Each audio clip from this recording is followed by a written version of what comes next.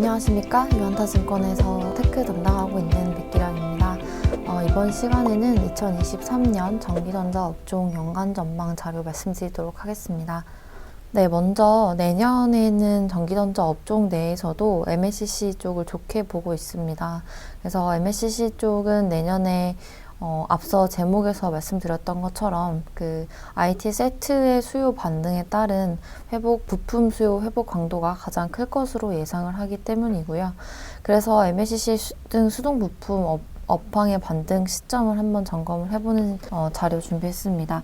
일단은 지금 올해 IT 세트 소비 둔화가 계속되면서 시장 내 재고는 예상보다 높은 수준인 것으로 파악이 됩니다. 수동 부품 공급사들, 국내 삼성전기나 일본 업체들은 올해 2분기 말부터 가동률을 좀 선제적으로 조정을 했음에도 불구하고 4분기 올해 재고 레벨은 전분기 대비 QOQ로 소폭 높아질 것으로 보고 있습니다. 글로벌 업체들은 4분기에도 강도 높은 재고 조정을 이렇게 진행을 할 수밖에 없는 상황이고, 그렇기 때문에 사실 단기적으로는 MLCC 공급 업체들의 실적은 부진할 수밖에 없을 것으로 추정을 하고 있습니다. 올해 4분기 지나면서 MLCC 재고는 어느 정도 피크화 구간에 진입을 하고, 내년 1분기 말부터는 중화권 업체들의 신규 주문이 좀 회복이 되면서 리스타킹 수요가 발생을 할 것으로 보고 있습니다.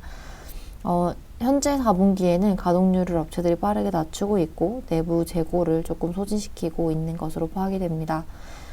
앞서 말씀드렸듯 내년 상반기에는 글로벌 세트 업체들이 신제품 출시 그리고 세트 시장 회복에 대비하고 하는 고객들은 점차 주문을 재개할 것으로 기대를 하고 있고요.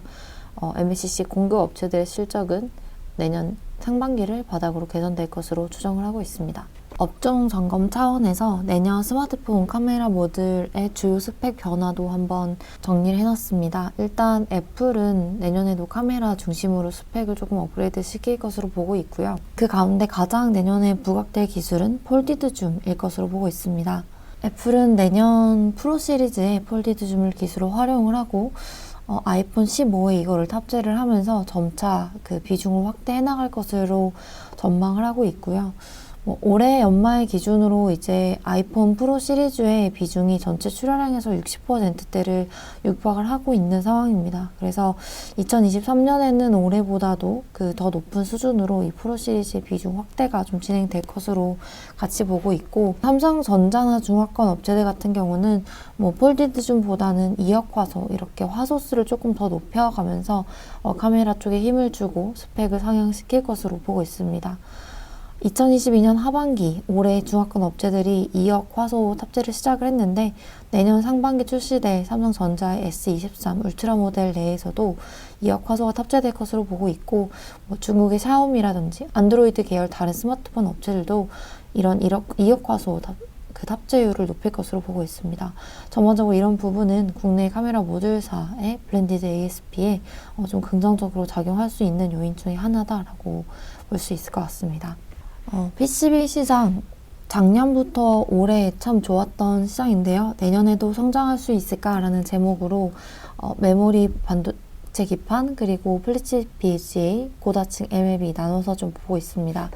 일단은 메모리 같은 경우는 아무래도 메모리 반도체 전방 시장의 수요가 부진하다 보니까 메모리 기판 같은 경우도 올해 3분기 말부터는 조금 수요가 둔화되고 있는 국면입니다.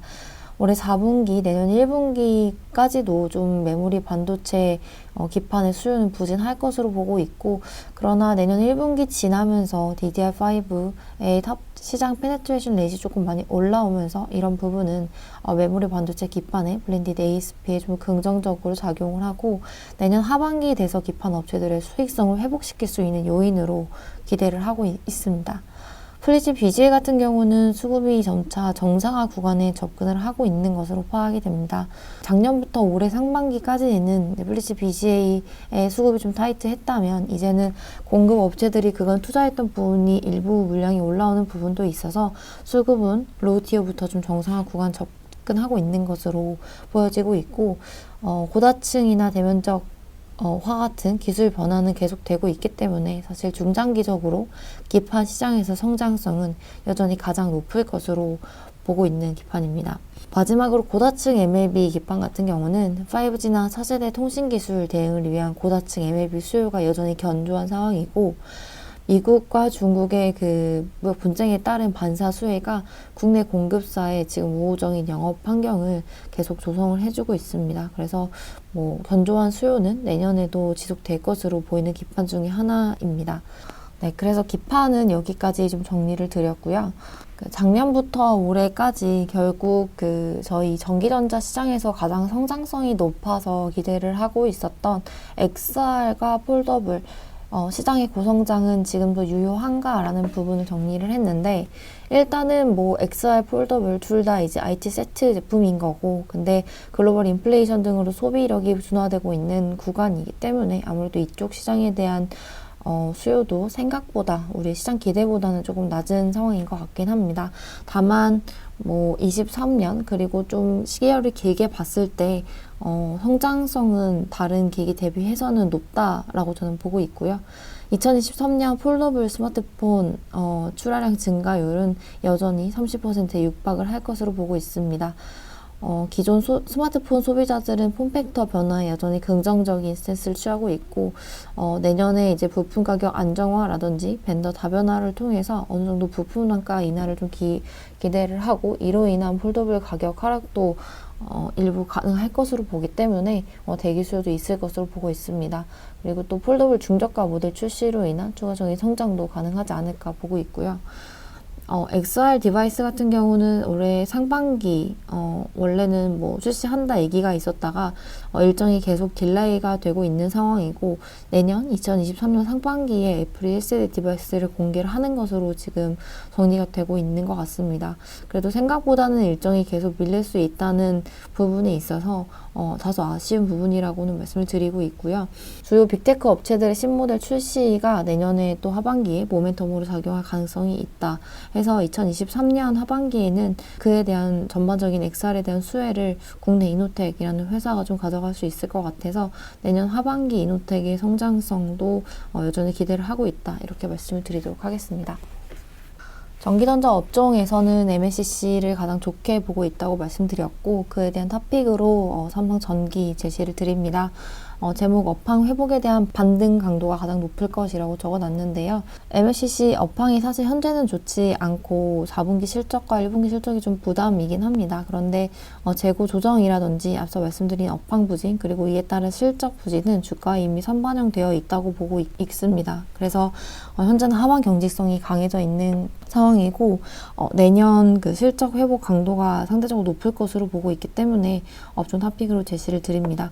2023년 삼성전기 사업부별 예상 영업이익은 MLCC 7,800억 원 수준으로 EV나 전장, MLCC 고성장 계속된다, 이렇게 보고 있고, 기판 같은 경우는 내년 영업이익 5,500억 원 수준으로 보고 있는데, 올해 대비해서 좀 증가할 수 있는 부분은 그래도 플리치 BGA 투자한 부분이 램프업이 좀 확대가 되면서 이 부분에서 성장을 가져다 줄 수 있을 거로 기대를 한다는 점입니다. 마지막으로 카메라 모듈 쪽 1,900억 원 수준의 영업이익 보고 있는데요.